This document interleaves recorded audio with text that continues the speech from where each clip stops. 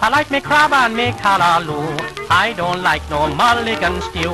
I like to be on the open sea. Believe me, that is the life for me.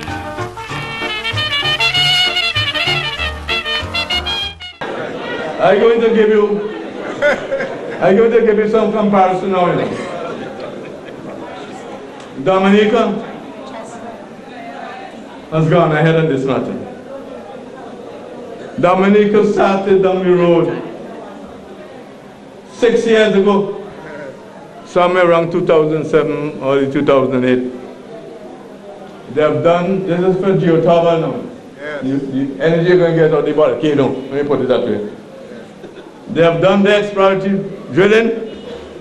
They have proven that they have the geothermal energy in Dominica, and they are now moving to the phase of building an actual power station. But they're using public funds to do it.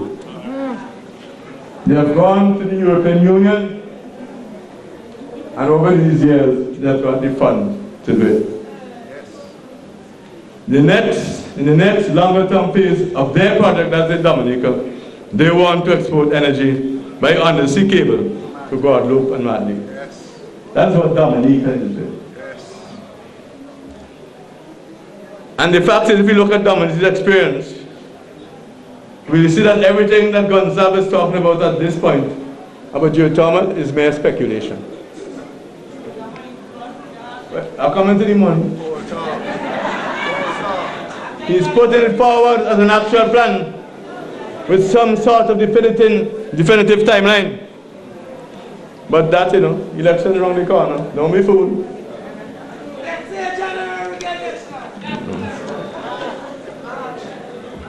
So let me look a bit now about his history with geothermal. You heard what Dominica did. They did all the exploration already. They done do all the drilling. They know the energy is there, and now they're building a power station.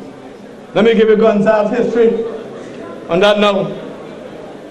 On December 2008 in Parliament, Prime Minister Gonzalo said this about geothermal. Mr. Speaker, the government has signed a memorandum of understanding with a firm called Krogan Energy Limited for the investigation of the country's, that is St. Vincent's, geothermal potential.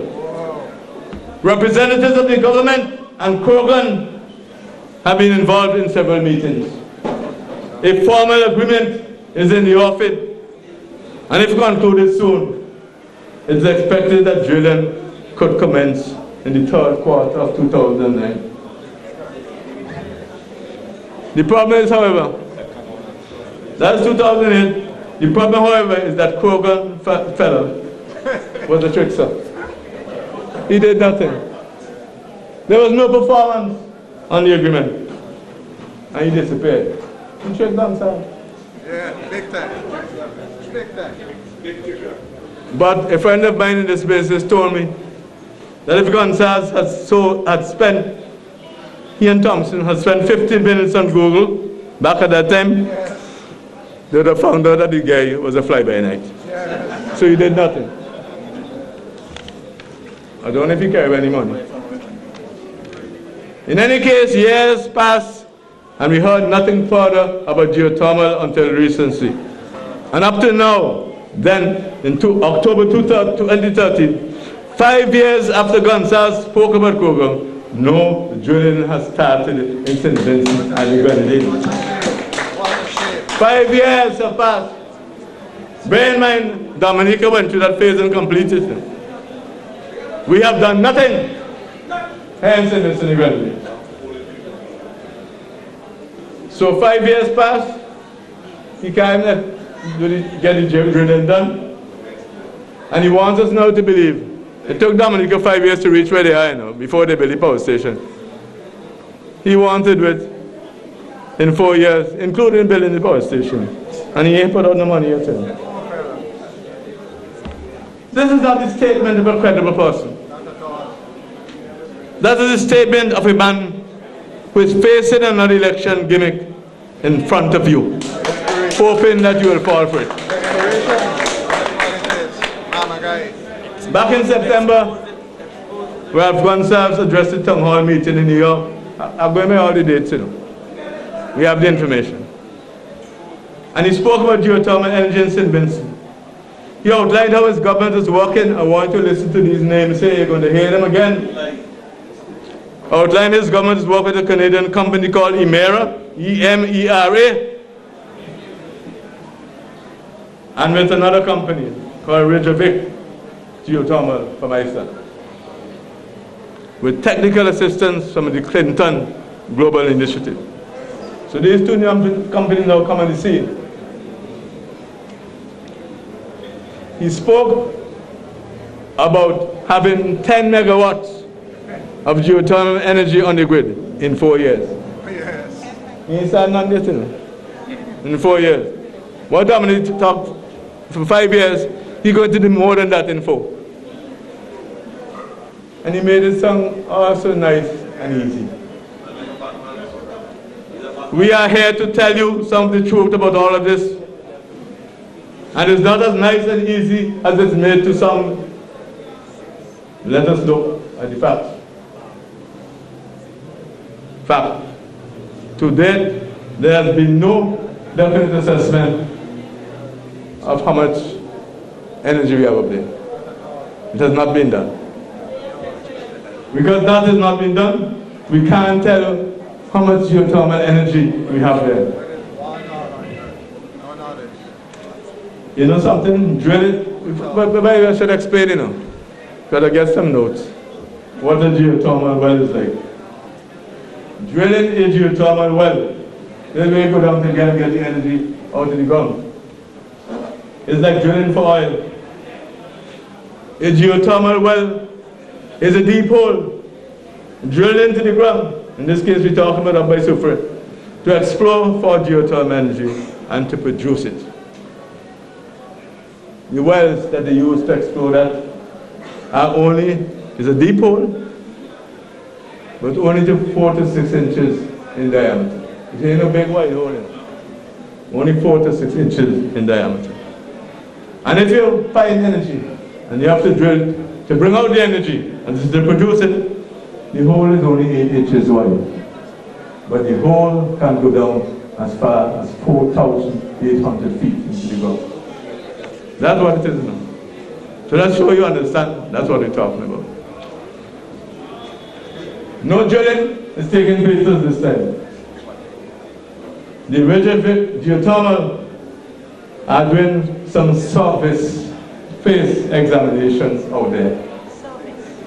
On the surface, they're gone now to try and determine what kind of assets you may have under the ground there. Been there? Been there, not in that. They can't finance it. The government? They have no money. They have no money. It looks like Regisford and EMERA financing.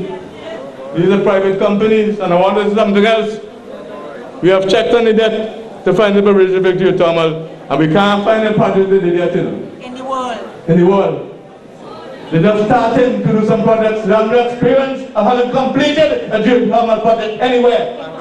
But they're out there. So, are they spending their own money?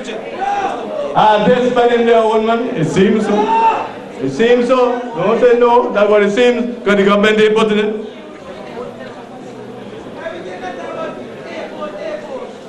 Yes.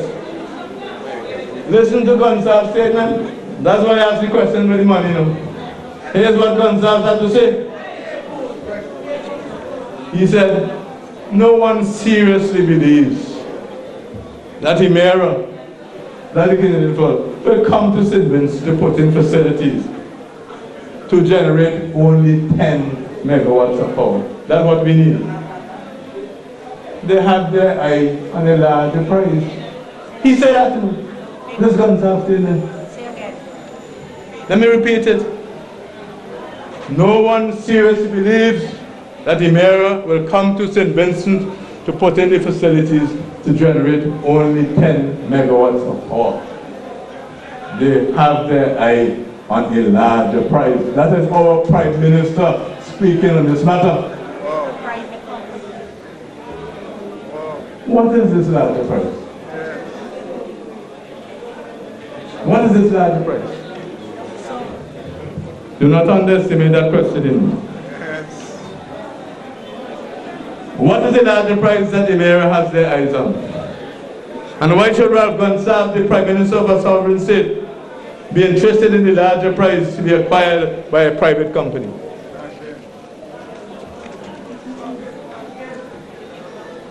Let us look at some of the facts.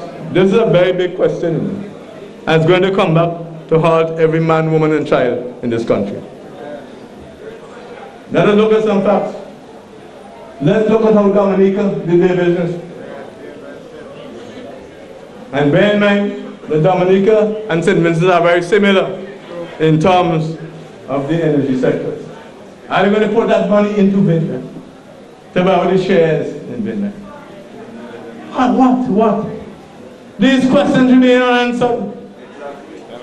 But I'm telling you now, because more than 5 years will still go before we reach that stage. And the money might be more than $30 million.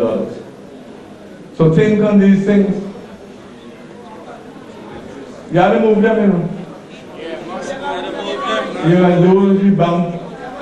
You lose Vincent, the same way you lose the bank. We have to have a mechanism which allows the financing of these activities without detriment to the long-term future of the people of St. Vincent and the Grenadines. We have to do it. To conclude, while our economy continues to crumble, while our young people and old remain without jobs, except beach, while many Vincentians cannot meet even their most basic needs of food, shelter, and school expenses, while the average Vincentian has to face a health system without basic jobs and equipment, the Prime Minister and his colleagues are lost in their own mismanagement. While there are many youngsters out of school and college, frustrated and feeling hopeless without jobs, you ask the question, why is there this lack of jobs? This is so because of 12 years of mismanagement by the inept ULP administration and their leaders. Today, my thoughts and concerns are for the poor, who live under a system that charges VAT on breadfruit in the supermarket. Dashing too. Yes. The people who labor under an energy surcharge in the electricity bills and have had to be cut off. The sick who cannot get basic drugs or treatment. My thoughts are with the parents who struggle to send their children to school, unable to meet transportation costs and to purchase school supplies. What becomes of those whose education is cut short because of poverty? My thoughts are with the farmers who once provided for their families but are now on welfare. I think about a system which has people over the age of 80 still earning lavish salaries, while college graduates languish unemployed and demotivated. I think about this system where they say they are training people for export, when in fact they can provide employment for people at home.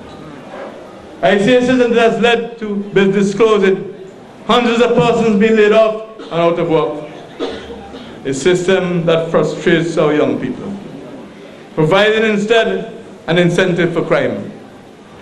A system which is as a matter of policy which victimizes supporters of other political parties. A system that tolerates corruption. Yes. In short, what we have is a chaotic St. Vincent and the Grenadines.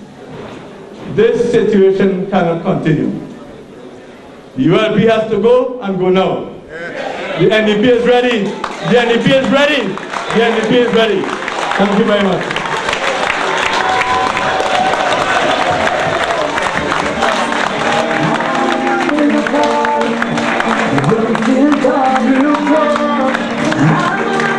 Come on, give another round of applause to our team leader.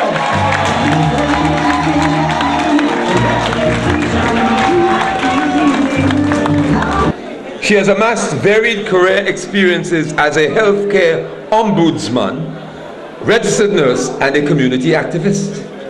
Among her achievements, Ms. King served as the first black woman elected member and deputy mayor of the London Borough of Waltham Forest, London, England. She was chair of the Council's Economic Development Committee and spearheaded several community-based economic projects, which included the local authority Lea Bridge Gateway Partnership. She also served as a member of the Prince's Youth Business Trust and the Theatre Royal, Stratford East.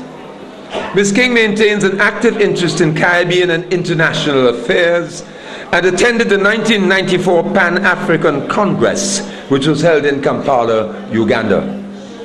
Under the leadership of the late British parliamentarian Bernie Grant, she was an active member of the Standing Conference on Race Equality in Europe and the African Reparation Movement UK. She also served on the St. Vincent and the Grenadines Diaspora Committee in New York 2008 to 2010. Most recently, she has combined these experiences to host and produce a weekly radio show, Global Highlights, which is aired on terrestrial radio and broadcast in St. Vincent and the Grenadines, and streamed online as well, through which she has had a wide audience throughout the Caribbean diaspora and parts of Africa.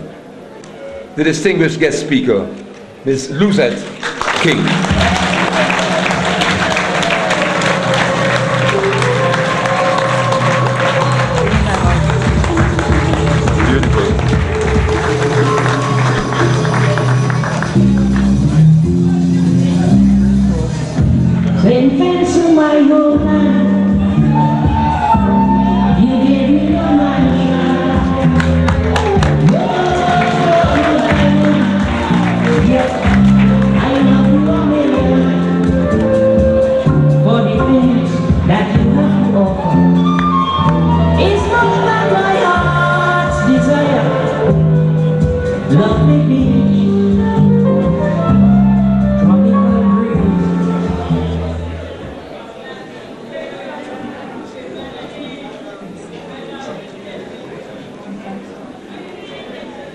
In addition to the protocol that has already been established, I want to greet from this podium members of the NDP Women's Arm, and in fact, women of whatever party.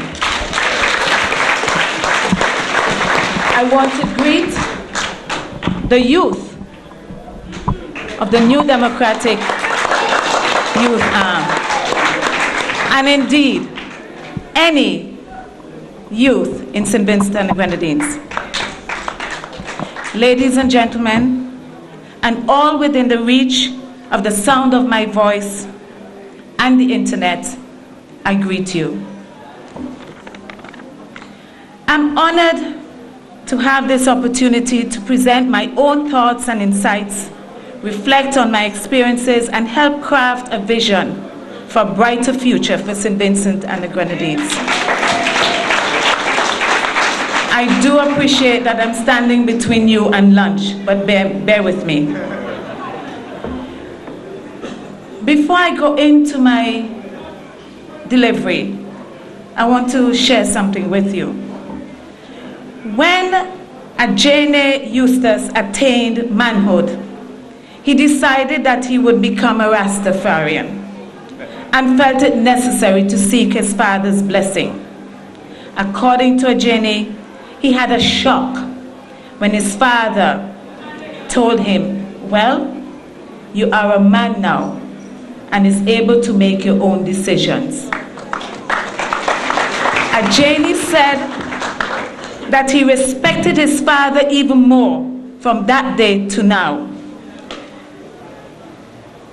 I see from that story and from the little I know of Mr. Arnim Ulrich Eustace that he is a matured leader, a person who is confident in himself,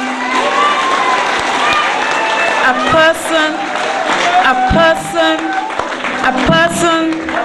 with whom we will have no fear to allow us, each and every one of us Vincentians, to find our own space in this universe. Today, I stand to you, before you, as a proud Vincentian, currently living in the diaspora, but burns with passion and zest, not only for the next generation, but this generation as well. Often the mantra is, let us work for our children and grandchildren, and that is true. But the road to the future must start today. It is the country that you and I build now that would provide the foundation for the country of tomorrow. Brothers and sisters, the truth is that we all love this country dearly. It is shown by our attendance here today. That we're willing to work a little harder if needed. Go an extra mile, shoulder an extra load, or miss our home cooked meals. And by the way, I smelt it, so don't worry. While we see ourselves as bulwarks for the country, let us not think that it is only us currently in this room, or the faces we recognize, or the friends that we know that love our country. If I'm to borrow a tried and tested line from American politics, but which manifestly must be true, there is not a red St. Vincent and the Grenadines, a yellow one. In the anthem, there is no stanza on a red community or a yellow constituency. In Beckett's refrain, St. Vincent, I love you, there is no red civil servant or yellow unemployed person. The plain truth is, there is no own this or own that government. There is no one section owning jobs or roads. There is no divisive partisan politics that pits institutions against citizens, especially the legal system.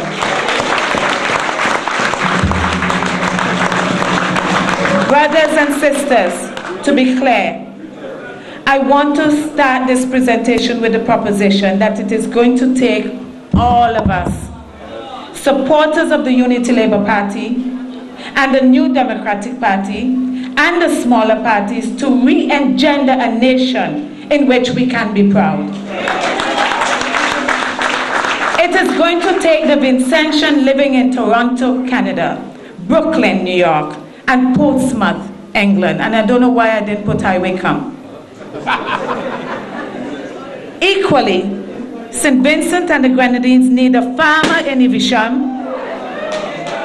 and a fisherman from Barley. St. Vincent and the Grenadines requires right now the whaler and the tourism proprietor from Beckway and Connell. We require small business operators and large companies, entrepreneurs, teachers, doctors, policemen and women, DJs and musicians. And where is paper? I pause to say, DJs and radio hosts are real flesh and blood people too. They live right here, drive on the roads of our country, walk into these supermarkets and shops, have children to send to school and families to take care of. Of course, they know about the economy. It is the absence of this basic and fundamental attitude of love that stands in our way from being the St. Vincent and Grenadines of promise and hope, of blessed memory and distant fame for far too many Vincentians. Over the past 12 years, we seem to have lost sight of the fact that St. Vincent and the Grenadines is simply you and me, without title or prestige, without prefix to our names or job titles. It's about someone named Chris or Joan, children Zara and John, granddad Peter and mom Sylvia. I want to look at our present condition and challenges.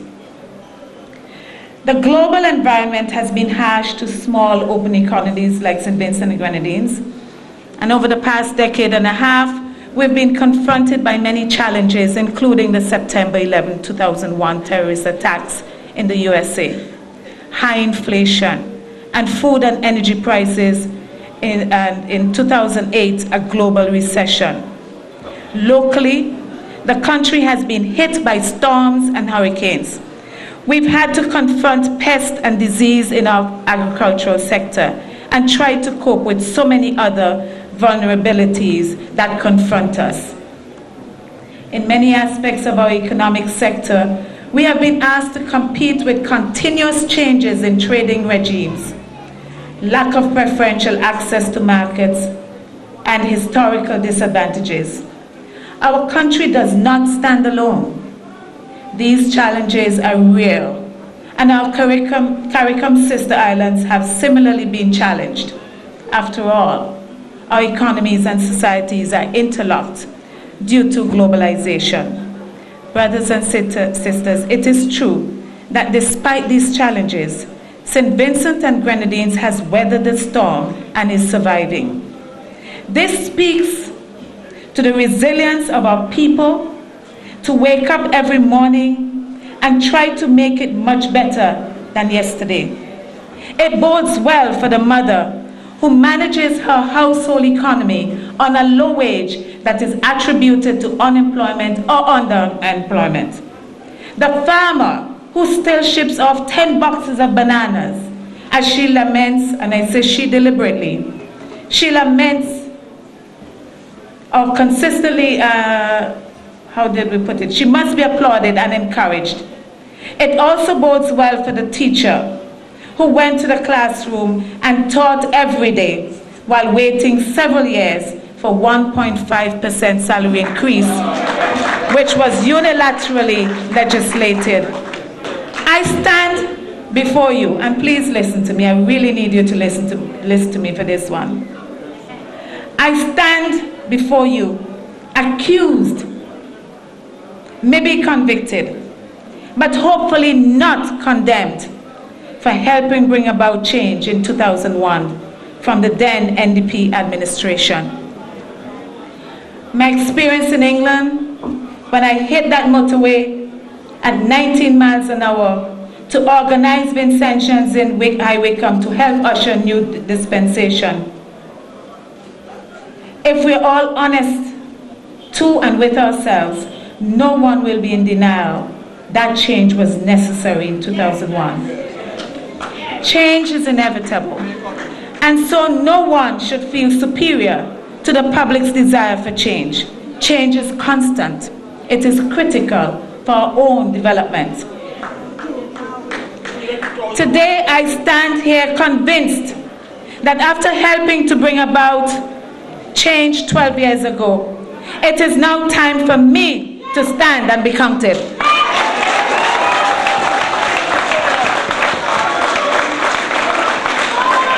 It is time to stand up to the politics of fear and victimization.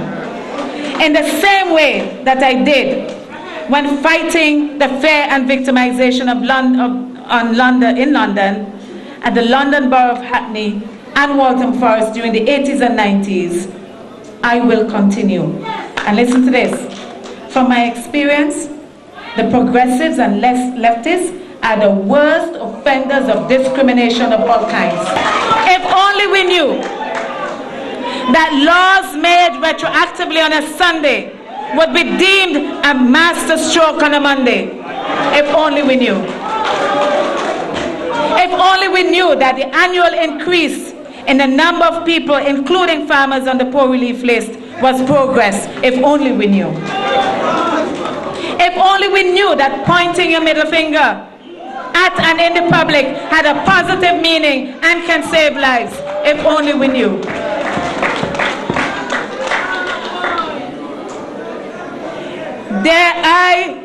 I'm married yet. Dare I or anyone complain about the present challenges facing this nation?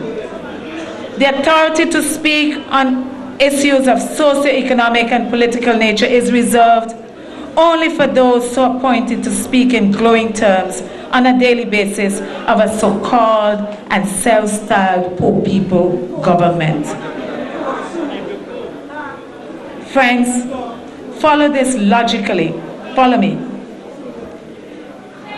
Since we have been told that a statesman is a dead politician, how can we then expect the holders of high office in this administration to give true meaning to calls for national reconciliation?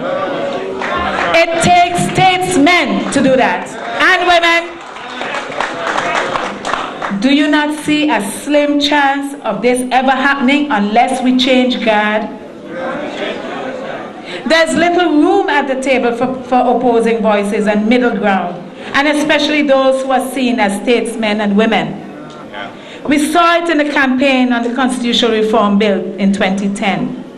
In this country, it's the highway or the byway, or in this case, it's the highway or the pothole.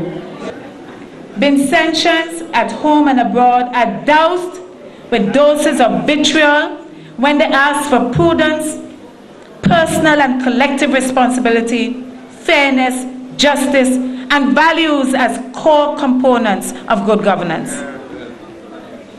Need I remind you here of some of the disparaging remarks we've had to endure over the last 12 years?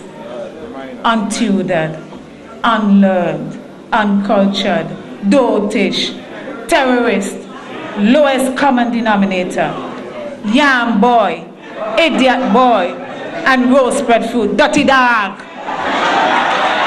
dry head girl, snotty nose, chattering nabobs, voting cattle. Listen to that one, voting cattle, and fanciful Vincentians, and I'm one of those. Talking about yam boy, isn't it interesting?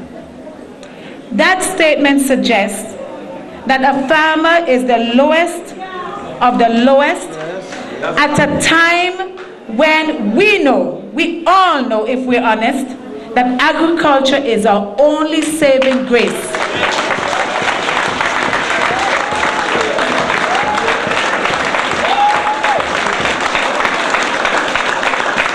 The political leader of the ULPS saying recently in relation to the Cadres Bowl, listen to this: we are halfway through our third term. I wanted a measure of public opinion in relation to what we were doing. Certainly, of course, the issue is marijuana. End of quote.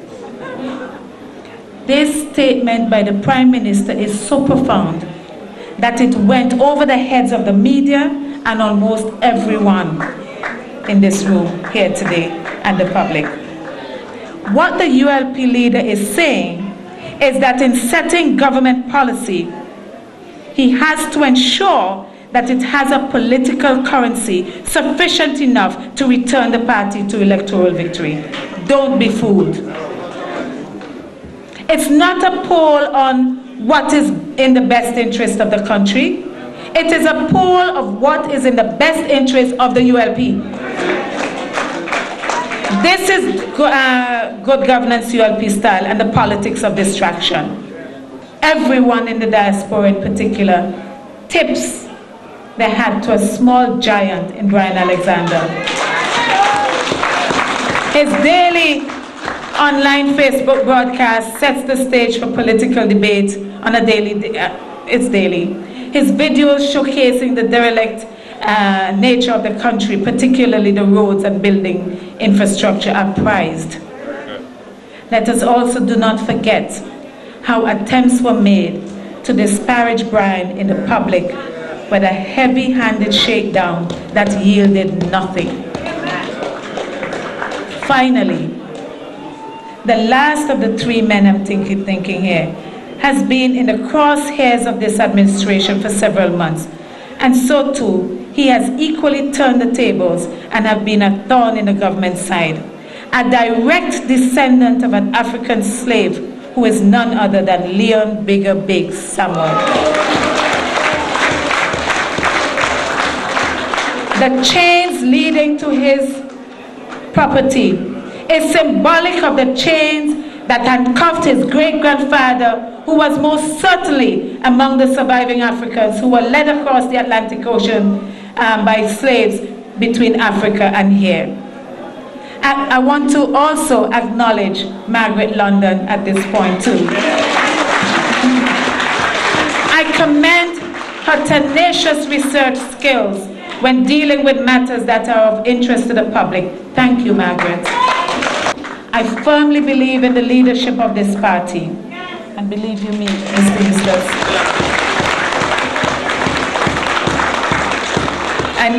I nearly shed a tear, but I'm fighting it back. I believe in the leadership of this party to bring about the much-needed change that we yearn for. I believe that Arnim Ulrich Eustace-led New Democratic Party, as shown now in opposition, would practice a different type of political management.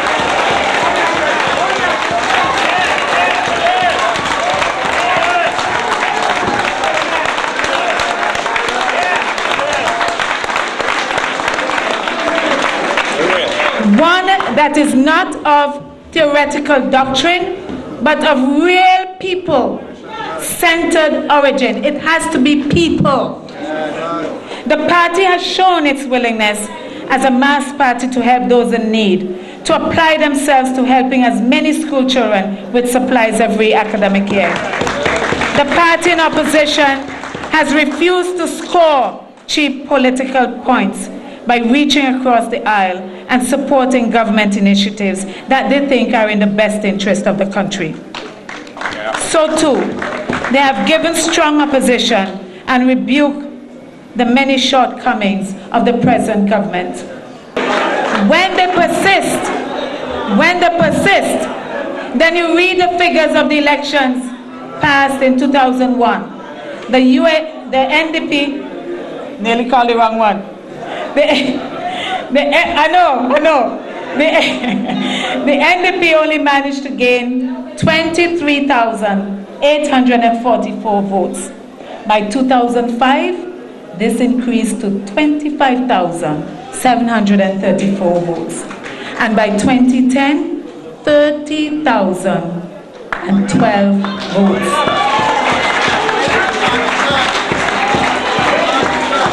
And you know for sure, stick does break in the airs. So you first ask them, excuse me, sir, are you increasing or decreasing?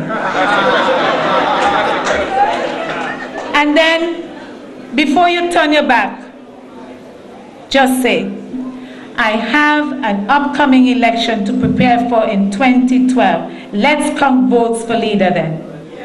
The nation stands at a crossroad, Mr. Eustace, between choosing a party, ladies and gentlemen, that has presided over years of decline, low or no economic growth, high unemployment and underemployment, torn social and moral values, an increase in greed, corruption, and nepotism, while on the other hand, the Arnim Eustace-led NDP stands ready to build a stronger nation to help all Vincentians get ahead.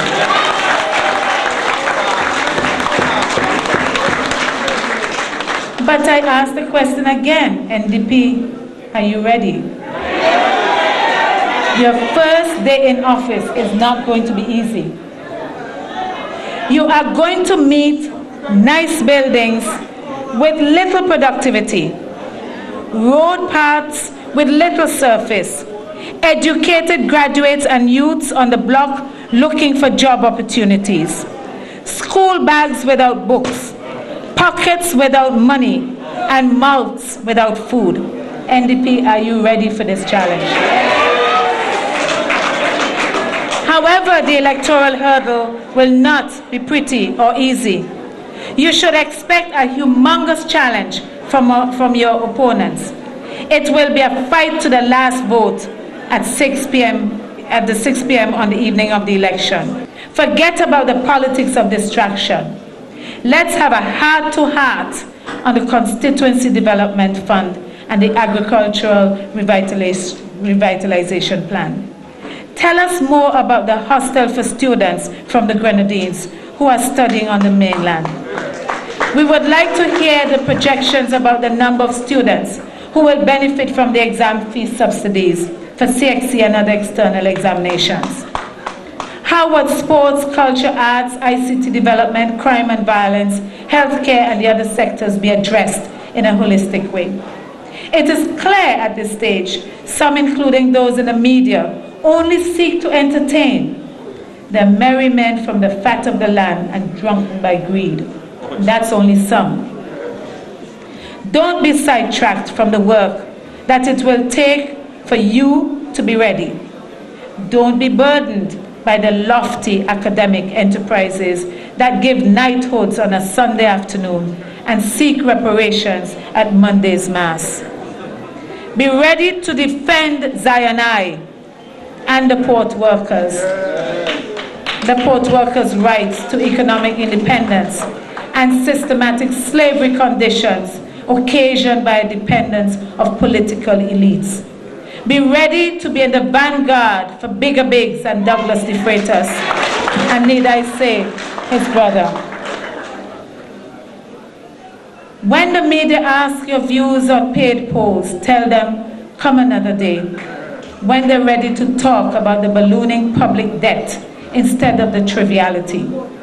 Let them go themselves to John Public and ask him what he feels about the polls. To take back the reins of government, what you need is all hands, all voting fingers on board. You win an election by thinking about the election last and the people you intend to serve first and foremost. I have faith and confidence in the people and the electorate of St. Vincent Grenadines that whenever that bell is rung, the New Democratic Party, led by the Honorable Arnim Ulrich Eustace, will taste victory as the party is more than ready to lead. The party is ready for governance.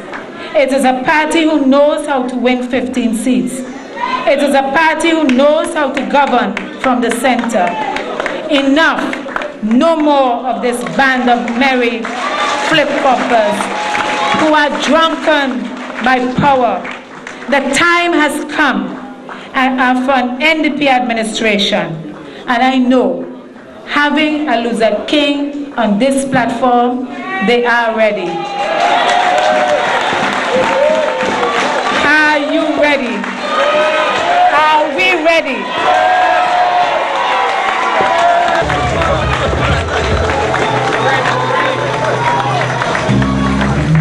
My God. Let's give another round of applause. Another round of applause.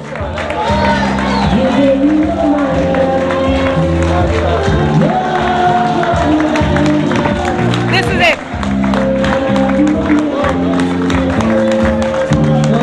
Let's sing, let's sing, let's sing. Oh, wait. Hold on, little bit. Mr. Eustace, we have the best chocolate here. And while I was in Ondo State, we were teaching the governor how to eat chocolate. So come.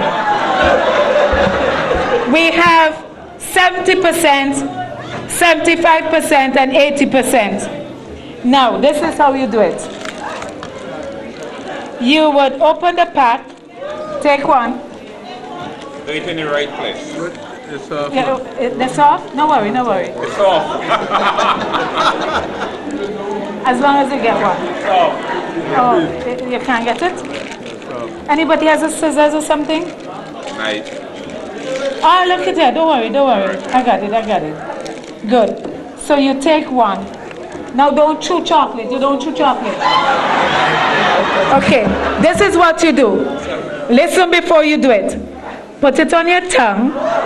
No, wait. As it starts to melt, you put it to the roof of your mouth and you just That's it. Let it melt, and when it starts melting, just put it to the roof of your mouth, and you just slowly put your tongue forward and backward, and you taste the best chocolate ever. This is Carbon Callaloo here at the NDP Convention, and we're chatting with Sean Rose, who is an activist and has been involved with the party for some time. He lives in the BVI. And Sean, maybe we can start off from that point of view. What happens in the BVI from your perspective with the NDP? The diaspora is an important part of our whole forward movement. Give me your take on what you do in the BVI from this point of view. Well, I can tell you that the NDP as a party does have a very large support base in the BVI. The leadership and of course other officers of the party are committed to coming to the BVI, going to the BVI on several occasions to present on the party's policies and plans when the party gets into office, which is obviously very soon. However, at the moment, that machinery is not necessarily physically active on the ground, and I'm sure that with the mandate coming out from even the featured speaker at this convention today, Lucette King, that we're going to see more activities coming in places like the BVI where the diaspora is concerned. Give me a synopsis, this is my final question. Give me a synopsis of where the NDP is at right now from what you can tell. From what I can tell, the NDP is in a very strong position to win government. St. Vincent and the Grenadines will benefit from an NDP government getting in and really helping us to revive the various sectors of our economy, the transportation sector, the education sector, the agricultural sector, the tourism sector, all sectors, improve health, and let's really get St. Vincent to become a competitive nation in this Caribbean of ours. At the moment, we're really lagging behind. Let's admit that. What are your general impressions of this morning, not counting your own speech, because I'm going to ask you about that in a little bit, but what are your general impressions of what you saw here in the convention? Well, first of all, I have to say that I'm privy to the information that the party did not put on any vans. So to see a crowd like this making their way to a convention without any financial help from the party, little or none, must say something, I think. You heard the Honourable Adam Eustace talk, and he spoke about 4 or 5 things that he thought were very significant. The deficit, he spoke about the state of tourism, he spoke about a lot on energy. Which of those you think are the most imperative of what he spoke about? Agriculture, without a doubt. And this I say because I went to Africa and see the potential there. For example, we here in the Caribbean have been told that the cocoa from Africa is not as good as ours, so they call our cocoa fine flavor cocoa. But Eric, who is the chocolatier, one taste of a bean, he said this is good cocoa. So what's been happening is that the farmers have not been getting what they should get for these things. And when we look at the projected figures, just cocoa in that state could turn the economy in maybe 2 or 3 years in a way that you would not recognize. So you're not happy that it's the way we're going about it now with Amajara is the right way? Not at all. Not at all. I saw the MOU and it actually gives away for 50 years 5,000 to 7,000 of our arable lands. And this young man of 43 years is using 400 acres to make an impression in the world. The World Cocoa Foundation, they're hunting him, literally. So my thing is, yes, we're small, and as one of our guests on Global Highlights said that if there's no disadvantage in being small, what you do, you try to cut out niches in the global economy. And so, no, I'm not at all impressed. Okay, I'm going to ask you one final question. I want you to be brief but poignant.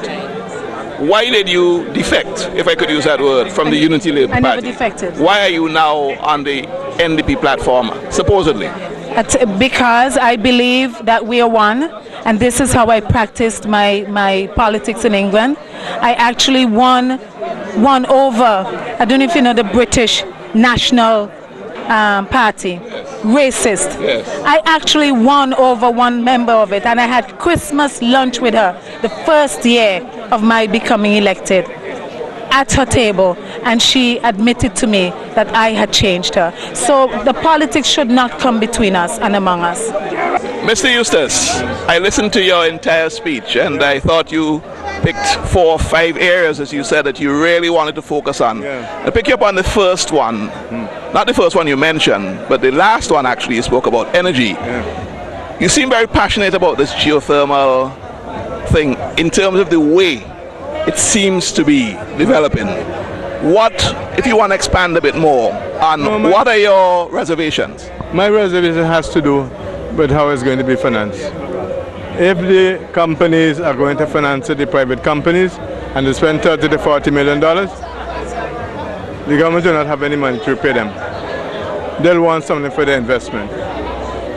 And given Emera's operations now in Barbados and also in St. Lucia, it is obvious in the purchase of utilities, electric utilities.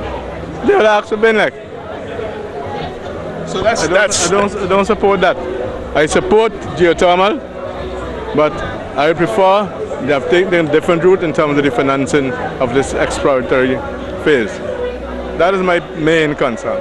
As an observer, as a layperson, I observe the way politics is played out, and very often, whether it's an NDP government in power or ULP government in power, and by extension across the Caribbean when you have opposition and parties in power, ideas that are germane to development or as proposed by the current government are more than often opposed by the opposition. Yeah. How much of that in what you're saying is political? Listen, we cannot afford to pay them back. That's the financial reality. The government cannot pay them back if they spend $30, $35 million to do the exploration and you find you have an energy resource. Okay, so they're going to demand something for it. And what are they going to do? What can we give them? Those people are in electric utilities already. That is an area of investment, and their first charge will be, well, put that money as part of my purchase of Benlec. So you're convinced that Benlec may go in one sweep if this thing is to go ahead? That happens. And all I'm saying, Dominica avoided by getting public funding for the exploration on a grant basis of that. Let's talk about agriculture. You mentioned about bananas, and you actually said that you're going to approach the CDB. An NDP government will approach the CDB to make special dispensation for the rehabilitation of banana farms. Yeah. Do you see bananas coming back to its glory days? No, I said looking for a project where we could get back to about 50 million. That's what I said. So we reached over 100 million already. I don't expect to go back to that. That's why I said of about 50 million. So you think $50 million export annually is doable? Yeah. Our total export to the first 6 months of last year was 47 million. And we imported 500 million. On the convention, are you happy with the way things have flowed? Are you feeling very confident? Are you ready, as the theme of your convention says, for the next election? We are ready. We are ready. We have gone through so much of this stuff here already, and we've been doing things on the constituency level, which I think puts us in a very good position. That is why we have all our candidates ready. On the issue of the BAM, what guidance would you provide for how the BAM should be used, particularly with I had assumed that when they started the BAM, the idea was to deal entirely with rehabilitation of bananas. It now turned to the BAM is really a diversification project, not a banana project. Remember, we weren't told what is in BAM, you know. You only hear banana accompanying measures in a situation in which bananas are down. You're looking for to rehabilitate bananas. When I read the first part of the document, the only part I've seen so far, a lot of the money is going to build greenhouses. Mr. Eustace, what is going to happen this afternoon? Briefly, you've finished your your open session. So what are the ground shaking things that are going to happen in the business session? The ground shaking thing, we have to have our elections. All our positions are up for election, including yours, including mine. Yeah. Has anybody challenged you, or is it going to happen? I wasn't going to challenge on the floor. Our rules allow for sending a nomination by a certain date, but that does not prevent a person from raising a nomination on the floor. They are free to do that under our constitution. Thank you very much, Mr. Eustace. I wish you a successful convention. Just the sound of the NDP bell. For whom does the bell toll? That is the question. And does it mean, is it a death knell or is it a signal to move forward? Well, as we wrap up this edition of Crab and Callaloo, I mean, I'm just going to give my summary thoughts on the convention. Basically, it's what we expected. The party base is here. There were some dips in energy every now and again, but that is to be expected because once you go past lunch and people start getting hungry, you know. So a lot of these things I feel ULP and NDP alike should be more tightly packaged. And I think, you know, as we progress through the years, we would see the value of even at the party level to organize these things in a tighter package so that, you know, people don't get restless. You maintain the energy level. I thought the introduction of Lucette King as the featured speaker was interesting, and her take on the way forward almost. I thought she came across almost as a sort of consultant even, telling the NDP how they should move forward. Yes, clearly she is an activist. She has been on the scene both locally and in London and England. She's now in the States, and she was and reminds us that she still is a member of the ULP, and she holds on to that tenaciously. Right, so she's been on both sides of the fence. She's now on an NDP platform. And that seems to be her message, both sides. Yes. Lucette spent a lot of time as well talking about the politics of distraction, and her leveling this at the Prime Minister, his talk about repatriations, national hero, etc., etc. These, she reckons, are things to take people away from what's really happening in the country. So she spent a lot of time talking about that, and then she picked up on the future. Mind you, I noticed that she also is not pleased with the way Amajaro deal with the cocoa. She's not pleased with that. Indeed, and I have shared that sentiment, and I think again this is the role that we play here on Carbon Callaloo, to shed light on this and to ask questions and to get the population more involved by sharing the information, and her take is useful, and I think that the fact that she has been around the world sort of thing and does have the current experience of being in DC and seeing things as an activist, that should be embraced, I think, at a national level, just not at the NDP level. So it'll be interesting to see what happens from here. Any possibility, you think, of Lucette actually becoming a candidate? Well, NDP has all 15 candidates already. So, I mean, that's part of the theme of the convention here today. We're ready. So you can't be ready and still trying to fill the breach with candidates for constituencies. So maybe not this time around, Chester. Did we see any hint of the NDP at this convention showing any weakness, any of the candidates maybe not fully on board? It's hard to detect. When you are in the midst of the party base, you will get that feeling that it is a cohesive and strong party. I have to remind my Carbon Callaloo visitors, viewers, that this is what you get when you are talking to the base of any one party. For us to get a true feeling of what's going on, of course, we have to go to the fringes. We have to speak to people who are not yet decided, people who are members of the NDP but not in the core, not in the center, not as passionate. And that, to me, you'll get a more objective view on the strength of the party and whether, in fact, they are ready. Indeed. Well, that is the key word, and we'll see, in fact, how ready they are whenever the elections are called. That's another key point. Apparently, Mr. Eustace is convinced, fairly confident at least, that elections will be called pretty soon. Well, Chester, I think we could ring this NDP bell again on Carbon Callaloo, and I guess we can ask the question once more: for whom does the bell toll? And I think that's a good point for us to leave it at and to wrap up this episode of Carbon Callaloo here, covering the NDP Convention 2013. I like me crab and me callaloo. I don't like no mulligan stew. I like to be on the open sea. Believe me, that is the life for me.